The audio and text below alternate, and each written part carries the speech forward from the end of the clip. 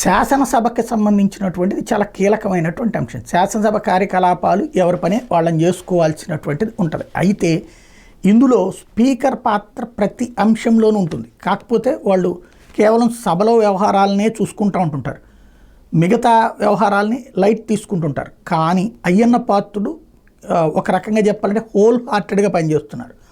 Number 1, మొన్న ఆయన చేసుకొచ్చినటువంటిది ఎమ్మెల్యేలందరికీ శిక్షణ కావాలి, మీరు అందరు నేర్చుకోండి అంటూ ఒక బాధ్యతాయుతంగా చెప్పుకొచ్చారు.